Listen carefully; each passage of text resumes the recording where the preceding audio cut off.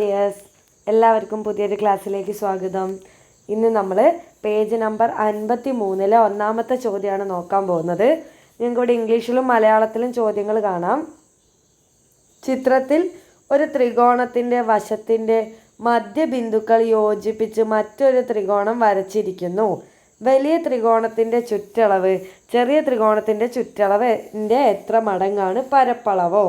അതായത് ഇവിടെ നിങ്ങൾക്ക് വലിയൊരു ട്രയാങ്കിൾ കാണാം അല്ലേ? ഈ വലിയ ത്രികോണത്തിൻ്റെ പ്രത്യേകത എന്താ? വലിയ ത്രികോണത്തിന് 3 വശങ്ങളാണുള്ളത് അല്ലേ? ശരിയല്ലേ? ഇവിടെ ഒരു വശമുണ്ട്, ഇവിടെ ഒരു വശമുണ്ട്, ഇവിടെ ഒരു വശമുണ്ട്. നമുക്ക് ത്രികോണത്തിനൊരു പേര് കൊടുക്കാം. ഈ ത്രികോണത്തിന് മിസ് ABC എന്നും പേര് കൊടുത്തു.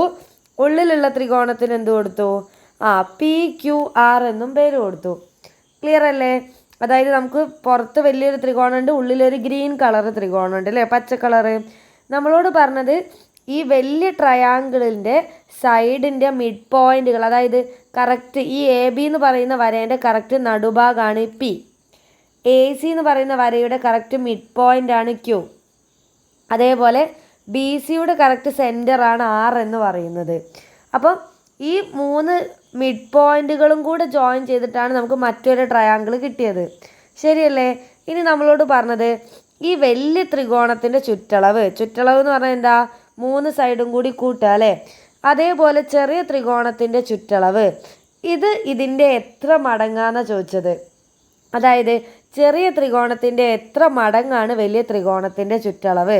സ്വാഭാവികമായിട്ടും ഈ ചെറിയ ട്രയാങ്കിളിനല്ലേ പെരിമീറ്റർ കുറവ് അല്ലേ? ചെറിയ ട്രയാങ്കിളിനേക്കാളും പെരിമീറ്റർ കൂടുതലല്ലേ വലുതിന്? കാരണം ഈ വശത്തിൻ്റെ നീളമല്ലേ കൂടുതൽ ചെറുതിനെ വെച്ച് നോക്കുമ്പോൾ.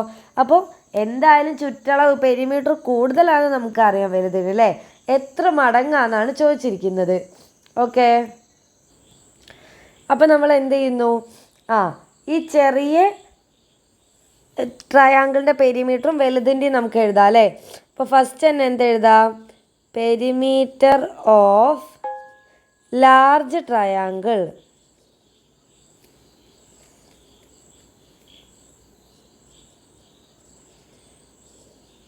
Okay, perimeter of large triangle, അല്ലെങ്കിൽ മലയാളത്തിൽ എന്തെഴുതാം? വലിയ ത്രികോണത്തിൻ്റെ പെരിമീറ്റർ എന്ന് പറഞ്ഞാൽ എന്താ? ചുറ്റളവാണ് അല്ലേ? വലിയ ത്രികോണത്തിൻ്റെ ചുറ്റളവ്. ഇവിടെ നോക്കുന്ന സമയത്ത് വലിയ ത്രികോണത്തിൻ്റെ വശങ്ങൾ ഏതാ? ചുറ്റളവ് എന്ന് പറഞ്ഞാൽ ചുറ്റുമുള്ള അളവല്ലേ? അതായത് എല്ലാ വശങ്ങളും കൂടി കൂട്ടുക അല്ലേ? ABയും BCയും ACയും കൂടെ കൂട്ടിയാലല്ലേ നമുക്ക് ഈ വലിയ ട്രയാങ്കിളിൻ്റെ പെരിമീറ്റർ കിട്ടുക. അപ്പോൾ നമുക്ക് എന്തെഴുതാം? AB + BC + AC. ശരിയല്ലേ? 3 സൈഡുകളും വലുതിൻ്റെ ആണല്ലേ എഴുതിയത്. ഇനി നമുക്ക് ചെറുതിൻ്റെ എഴുതാം. പെരിമീറ്റർ ഓഫ് ആരതാ? സ്മോൾ ട്രയാങ്കിൾ അല്ലേ? സ്മോൾ ട്രയാങ്കിൾ, അല്ലെങ്കിൽ എന്തെഴുതാം മലയാളത്തിൽ? ചെറിയ ത്രികോണത്തിൻ്റെ ചുറ്റളവ്. മിസ് ഫുൾ എഴുതില്ല കേട്ടോ, അതുകൊണ്ട് കോമഡിയാണ്. ചെറിയ ത്രികോണത്തിൻ്റെ ചുറ്റളവ്. ചെറിയ ത്രികോണത്തിൻ്റെ വശങ്ങൾ ഏതൊക്കെയാ? PQവും QRും PRും. ശരിയല്ലേ? അപ്പോൾ നമുക്ക് എന്തെഴുതാം? PQ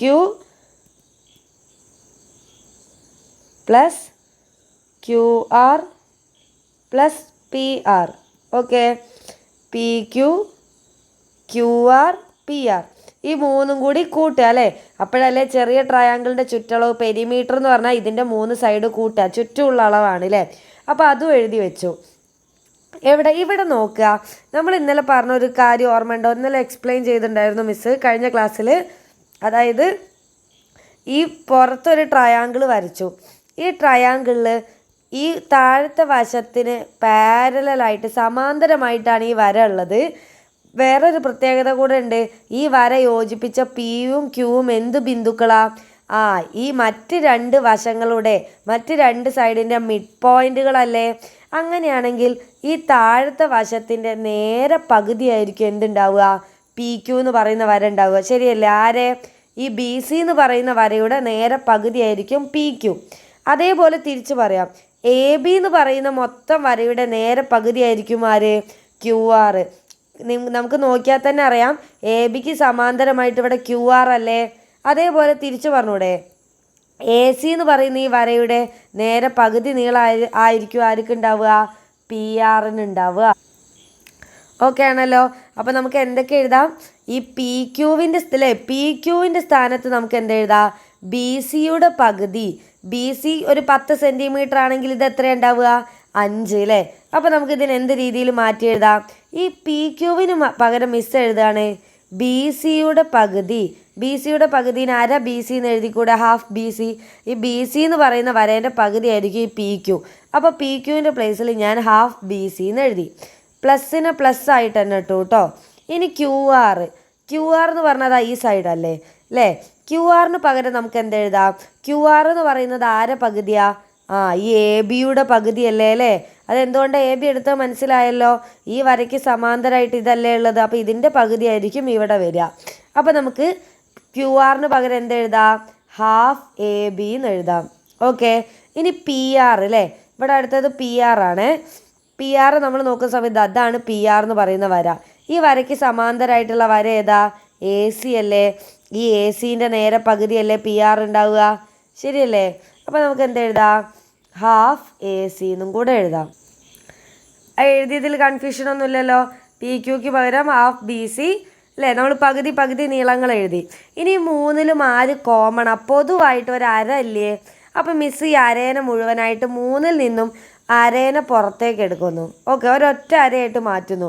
ബാക്കി ഇവിടെ ആരാ ഉള്ളത്, ബി സി. ഇവിടെ ആരാ ഉള്ളത്, ഒരു പ്ലസ് ഉണ്ട്, എ ബി ഉണ്ട്, ശരിയല്ലേ. പിന്നെ ആരാ ഉള്ളത്, ഈ അര പോയാൽ ബാക്കി ഇവിടെ എ സി ഉണ്ട് അല്ലേ. അപ്പം 3ൽ നിന്നും അരേനെടുത്ത് മിസ് ഔട്ട് സൈഡിലേക്ക് എടുത്തു, കോമൺ ആയിട്ട് പൊതുവായിട്ടുള്ളത് പുറത്തേക്ക് എടുത്ത്. പിന്നെ നോക്കുന്ന സമയത്ത് ബാക്കി ഇവിടെ B C, A B, A C. ഇത് നിങ്ങൾ എവിടെയെങ്കിലും കണ്ടിട്ടുണ്ടോ നോക്ക്. എടാ, ഈ ബി സി എന്ന് പറയുന്നത് ഇതാ ഇവിടെ ഈ ബി സി, എ ബി എന്ന് പറയുന്നത് ഇതാ ഇത്, എ സി എന്ന് പറയുന്നത് ഇതാ ഇത്. അതായത് ഈ 3 വശങ്ങളല്ലേ ഈ എഴുതിയിരിക്കുന്നത്, ശരിയല്ലേ.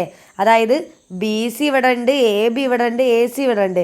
ഈ 3 വശങ്ങൾ കൂട്ടിയിട്ടാണ് നമ്മളിവിടെ എഴുതിയിരിക്കുന്നത്. ഈ 3 വശങ്ങളൂടി കൂട്ടിക്കഴിഞ്ഞാൽ ശരിക്കും പറഞ്ഞാൽ ഈ വലിയ ട്രയാങ്കിളിൻ്റെ അല്ലേ, നമ്മളിവിടെ എഴുതി വെച്ചിട്ടുണ്ട് വലിയ ട്രയാങ്കിളിൻ്റെ ചുറ്റളവല്ലേ, പെരിമീറ്റർ അല്ലേ. അപ്പോൾ ഇതിന് പകരം നമുക്ക് എന്ത് എഴുതി കൊടുക്കാം, ഹാഫ് ഇൻറ്റു എന്തെഴുതാം, ഈ ബി സിയും എ ബിയും എ സി എന്ന് പറഞ്ഞു കഴിഞ്ഞാൽ വലിയ ട്രയാങ്കിളിൻ്റെ ചുറ്റളവാണ് അല്ലേ. അപ്പോൾ നമുക്ക് എന്തെഴുതാം, പെരിമീറ്റർ ഓഫ് ലാർജ് ട്രയാങ്കിളിൽ മിസ് ജസ്റ്റ് ട്രയാങ്കിൾ വരച്ചതാണ് കേട്ടോ, നിങ്ങൾ എഴുതുക അര ഇൻറ്റു വലിയ ത്രികോണത്തിൻ്റെ ചുറ്റളവ്, ശരിയല്ലേ. ഇനി നമുക്കിതിനെ ഒന്ന് മാറ്റി എഴുതാം. നമ്മൾ ഇടതുഭാഗം എവിടെ നിന്നാണ് തുടങ്ങിയത്, നമ്മൾ തുടങ്ങിയത് ചെറിയ ത്രികോണത്തിൻ്റെ ചുറ്റളവല്ല. ഇടതുഭാഗത്ത് ആരാ ഉള്ളത്, perimeter of small triangle.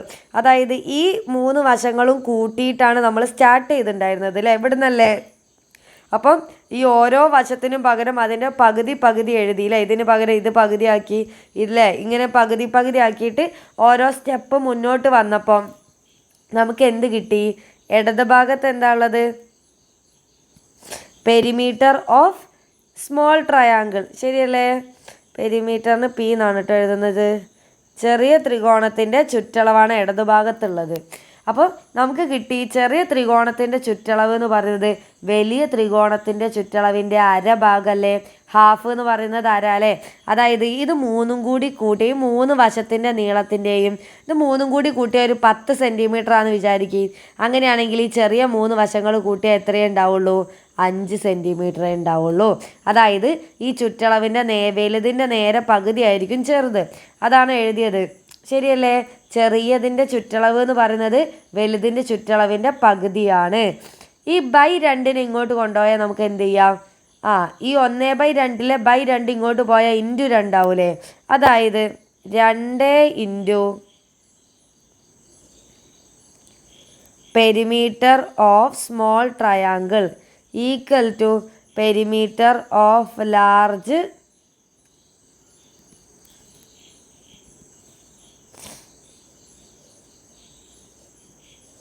Triangle. അതായത് എന്താ, നമ്മൾ പറഞ്ഞു ഈ 1/2 നമുക്ക് 2 രീതിയിൽ പറയാം. ചെറിയ ത്രികോണത്തിൻ്റെ സ്മോൾ ട്രയാങ്കിളിൻ്റെ പെരിമീറ്റർ എന്ന് പറയുന്നത് ലാർജ് ട്രയാങ്കിളിൻ്റെ പെരിമീറ്ററിൻ്റെ കറക്റ്റ് പകുതിയായിരിക്കും. തിരിച്ചെന്ത് പറയാം, തിരിച്ചു പറഞ്ഞൂടെ?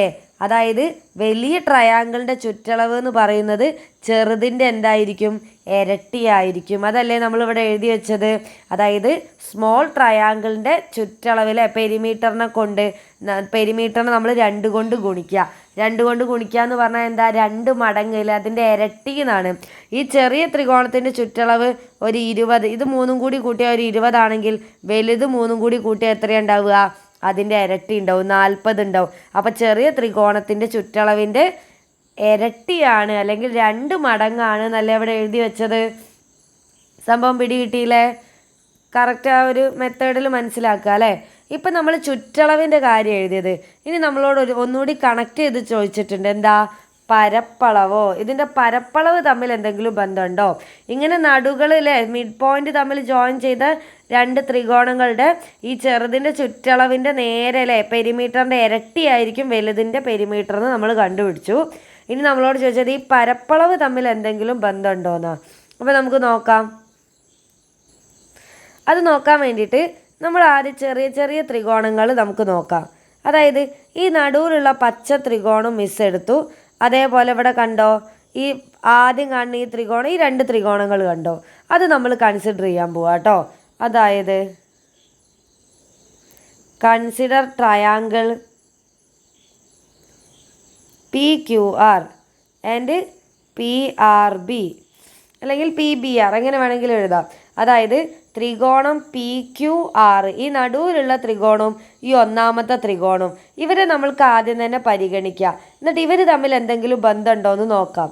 ഓക്കെ എടാ, ഈ ത്രികോണം നോക്കുന്ന സമയത്ത് നമുക്ക് എന്തൊക്കെ പറയാൻ പറ്റും?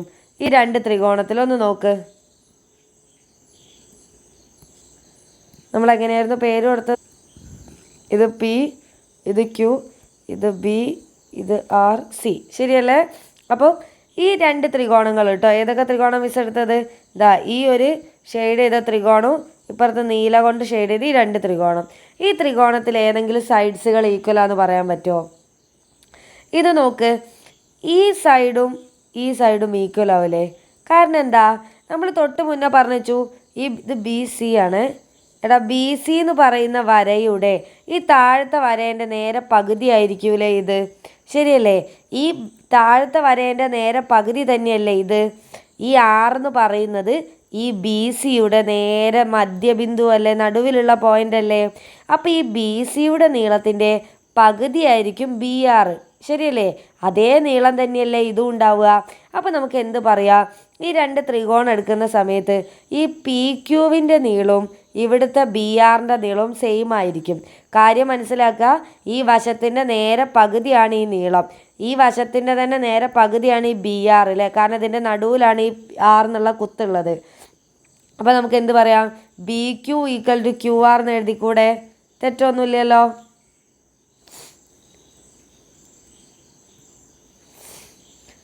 അതായത് BQ = BR. അതിൻ്റെ റീസൺ മനസ്സിലായല്ലോ അല്ലേ? ഇതും ഈക്വലാണ്, കാരണം ഇതിൻ്റെ മുഴുവൻ പകുതിയാണ് ഇതും ഇതിൻ്റെ പകുതി തന്നെയാണ്. ഓക്കെ, ഇനി നമുക്കിവിടെ എന്ത് പറയാൻ പറ്റും? ഈ PB എന്ന് പറയുന്ന ഈ സൈഡ് കണ്ടോ, PB ഇതും ഈക്വലാന്ന് പറഞ്ഞൂടെ? PBയും QRും. കാരണം എന്താ? എടാ, ഈ AB എന്ന് പറയുന്ന വരയുടെ നേരെ പകുതിയല്ലേ PB, ശരിയല്ലേ? ഈ മൊത്തം നീളത്തിൻ്റെ പകുതിയല്ലേ ഇത്? കാരണം ഇതിൻ്റെ നടുവിലല്ലേ നമ്മൾ ഈ P എന്ന് പറയുന്ന കുത്തിട്ടത്. അപ്പം ഈ AB എന്ന് പറയുന്ന വരയുടെ പകുതിയാണ് PB. ഈ AB എന്ന് പറയുന്ന വരേൻ്റെ പകുതിയല്ലേ QR. നമ്മൾ പറഞ്ഞില്ലേ ഈ സമാന്തരമായിട്ടുള്ള പാരലലായിട്ടുള്ളത് പകുതി ആയിരിക്കുന്നു, ഇതിൻ്റെ നേരെ പകുതി ആയിരിക്കുന്നു. അപ്പോൾ നമുക്ക് എന്ത് പറയാം? ഈ PBയുടെ നീളവും QRൻ്റെ നീളവും സെയിം ആണെന്ന് ചോദ്യത്തിൽ പറഞ്ഞൂടെ? കുഴപ്പമുണ്ടോ? അപ്പോൾ PB = QR എന്ന് പറഞ്ഞേ.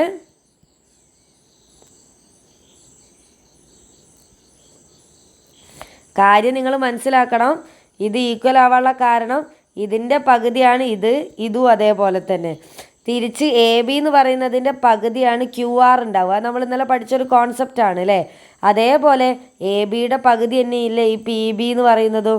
അപ്പോൾ ഈ പി ബിയുടെ നീളവും ക്യു ആറിൻ്റെ നീളവും സെയിം ആയിരിക്കും. ഇനി നിങ്ങൾ അപ്പോൾ ഈ ട്രയാങ്കിളിലെ ഈ രണ്ട് സൈഡ് ഈക്വലായി, ഇതും ഈക്വലായി. ഇനി നോക്കുന്ന സമയത്ത് ഈ പി ആർ എന്ന് പറയുന്ന സൈഡ് ഈ ട്രയാങ്കിളിലുണ്ട്. ഈ പി ക്യു ആർ എന്ന് പറയുന്ന ട്രയാങ്കിളിലെ ഒരു സൈഡല്ലേ പി ആർ, ശരിയല്ലേ? ഈ നടുവിലുണ്ടായിരുന്ന പച്ച കളർ ട്രയാങ്കിളിൻ്റെ ഒരു സൈഡല്ലേ പി ആർ. ഈ പി ആർ എന്ന് പറയുന്ന സൈഡ് ഈ പച്ച കളറിൽ മാത്രമാണോ ഉള്ളത്? അല്ലല്ലോ. ഈ താഴത്ത് കിടക്കുന്ന ചെറിയ ട്രയാങ്കിൾ കണ്ടോ, ഇതിലും ഇല്ലേ പി ആർ എന്ന് പറയുന്ന സൈഡ്, ശരിയല്ലേ? അതായത് ഈ പി ആർ ഒന്നാമത്തെ ട്രയാങ്കിളിലും പി ആർ ഉണ്ട്. ഈ താഴത്തെ ട്രയാങ്കിൾ ഈ നീല കളർ കൊണ്ട് ഷെയ്ഡ് ചെയ്താലും പി ആർ ഉണ്ട്, ഈ ചുവപ്പ് കളർ ചെയ്താലും പി ആർ ഉണ്ട്. അപ്പോൾ ഈ രണ്ട് ട്രയാങ്കിളിലും പി ആർ ഉണ്ട്. അപ്പോൾ നമുക്ക് എന്ത് എഴുതാം? P R equal to P R. അതായത് ഈ ഒന്നാമത്തെ ട്രയാങ്കിളിൻ്റെ ഈ ബി ആറും ഇത് രണ്ടും ഈക്വൽ, അതേപോലെ ഇതും ഈക്വൽ.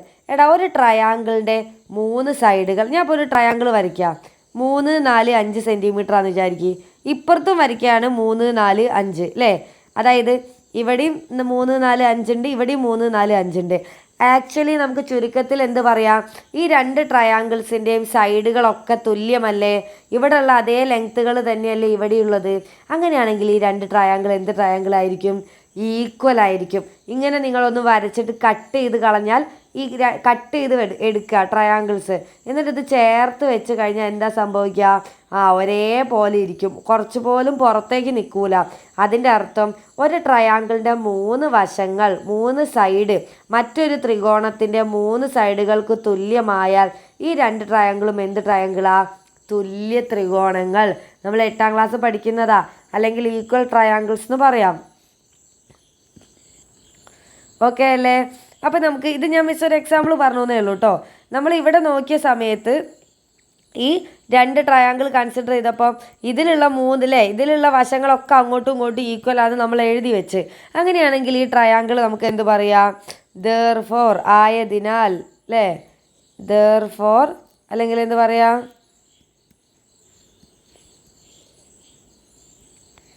ആയതിനാൽ ഏതൊക്കെ ത്രികോണം? നമ്മൾ സെലക്ട് ചെയ്ത ത്രികോണം പി ക്യു ആറും ആൻഡ് തന്നെ എഴുതാം. ത്രികോണം ഏത്? പി ആർ ബിയും എന്താണ്? R equal. അല്ലെങ്കിൽ എന്തെഴുതാം? കോമട്ടിട്ട് ഈക്വൽ എന്ന് പറഞ്ഞാൽ എന്താ? തുല്യമാണ്. രണ്ട് ത്രികോണം തുല്യമാണ്. അതായത് നമ്മൾ ഉദ്ദേശിച്ചത് ഇപ്പോൾ പറഞ്ഞതാ ഈ ഒരു സാധനം ഇതും ഒരേപോലെ ഉള്ളതാ. അതായത് ഇതിൻ്റെ രണ്ടിൻ്റെയും ഏരിയ സെയിം ആയിരിക്കും. ഇതേ ഏരിയ തന്നെ ഇവിടെ ഉണ്ടാവും, ശരിയല്ലേ? ഇനി നിങ്ങൾക്ക് അതേപോലെ തിരിച്ചു പറഞ്ഞൂടെ? അങ്ങനെയാണെങ്കിൽ ഇപ്പോൾ പറഞ്ഞു മിസ്, ഇപ്പോൾ നമ്പർ കൊടുക്കണം 1, 2, 3, 4. ഇപ്പം നമ്മൾ പറഞ്ഞു ഒന്നാമത്തെ ത്രികോണവും ട്രയാങ്കിളും രണ്ടാമത്തെ ട്രയാങ്കിളും ഈക്വൽ ട്രയാങ്കിളാണ്. അതേപോലെ ഇത് രണ്ടും സെലക്ട് ചെയ്താലോ? ഇനി നമ്മൾ ഈ പച്ച, എല്ലാത്തിലും പച്ച സെലക്ട് ചെയ്യണം കേട്ടോ. ഈ പച്ചയും മൂന്നാമത്തതും എടുത്താലും നമുക്ക് എന്ത് കിട്ടും? ഇത് ഈ പറഞ്ഞ പോലെയൊക്കെ തന്നെ പറയാം. അപ്പോൾ നമുക്ക് എന്ത് പറയാം? ഒന്നാമത്തെയും മൂന്നാമത്തെയും ഈക്വലാണ്. പിന്നെ ഈ നാലാമത്തെയും ഒന്നാമത്തെയും സെലക്ട് ചെയ്താലോ? ഇപ്പോൾ പറഞ്ഞ അതേ പ്രോപ്പർട്ടികൾ, അതേ വ്യവസ്ഥകളൊക്കെ വെച്ചിട്ട് ഈ നാലാമത്തെയും ഒന്നാമത്തെയും തുല്യമായിരിക്കും. ചുരുക്കത്തിൽ പറഞ്ഞാൽ ഈ 4 ത്രികോണങ്ങളും തുല്യമാണ്. ഒരേപോലത്തെ ആൾക്കാരാണ് ഈ 4 ആൾക്കാരും. പറഞ്ഞത് ക്ലിയർ ആയോ? 4 ആൾക്കാരും ഒരേപോലത്തെ ആൾക്കാരാണ്. അപ്പോൾ നമുക്ക് എന്ത് പറയാം? സിമിലർലി എന്ന് പറഞ്ഞാൽ എന്താ? ഇനി ഓരോരുത്തരുടെ കാര്യം നമ്മൾ എഴുതണ്ട. സിമിലർലി എന്ന് പറഞ്ഞാൽ ഇതേപോലെ അല്ലേ, ഇതേപോലെ ഏത് ത്രികോണങ്ങളൊക്കെ തുല്യമായിരിക്കും? ഈ എല്ലാ ത്രികോണങ്ങളും പരസ്പരം തുല്യമായിരിക്കും, ശരിയല്ലേ? ഈ പി ക്യു ആറും ക്യു ആർ സിയും തുല്യമായിരിക്കും. ഇനി പേരെന്നെ കൊടുക്കുക. അതായത് പി ക്യു ആറും ത്രികോണം പി ക്യു ആറും ത്രികോണം ക്യു ആർ സിയും ഈക്വൽ ആയിരിക്കും. ഈക്വൽ എന്നുള്ള മിസ് ഈക്വൽ സൈൻ ഇടുക കേട്ടോ. അതായത് ഇവിടെ നോക്കുക, ഇത് പി ക്യു ആർ, ഇത് ക്യു ആർ സി, ഇത് രണ്ടും തുല്യമാണെന്ന് പറഞ്ഞു. അതേപോലെ എന്ത് പറയാം?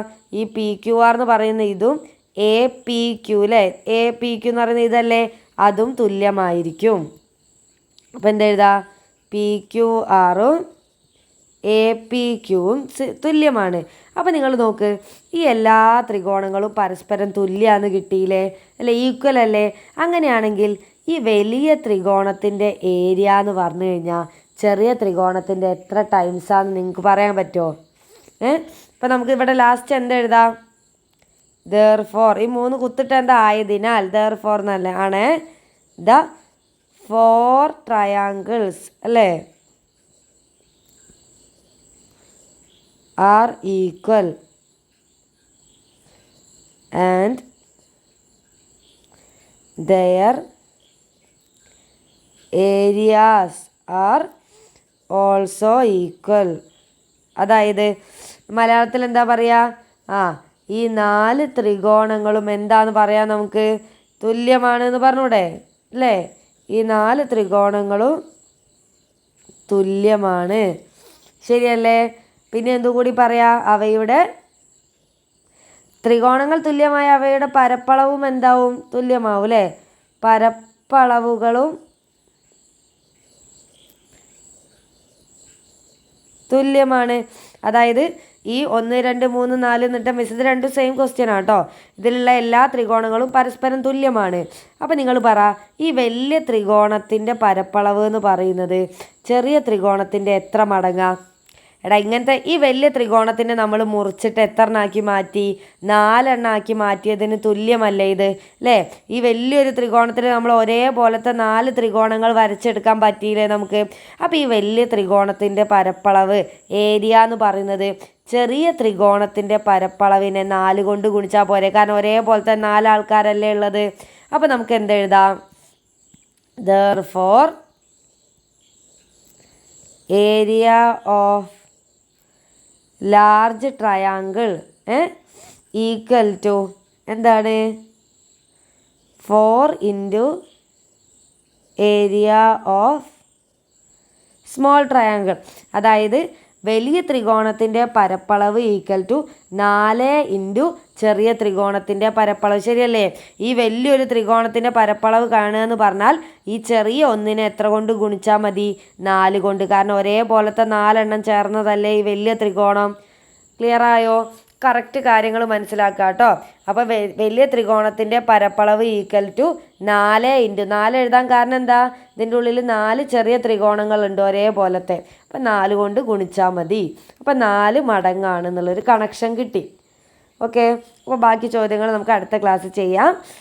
ബാക്കി ക്ലാസ്സുകൾ നിങ്ങളിലേക്ക് എത്താൻ വേണ്ടിയിട്ട് നമ്മുടെ ചാനൽ ഒന്ന് സബ്സ്ക്രൈബ് ചെയ്യുക. ഇതിന് മുന്നുള്ള എല്ലാ ചോദ്യങ്ങളും നമ്മൾ ഓൾറെഡി നമ്മളെ പ്ലേലിസ്റ്റിൽ പോയാൽ നിങ്ങൾക്ക് കാണാം. ക്ലാസ് 9 മാത്സ് എന്ന് പറഞ്ഞിട്ട് എല്ലാത്തിൻ്റെയും ഉണ്ട്. കാണാത്തവരുണ്ടെങ്കിൽ പോയി കാണുക. താങ്ക്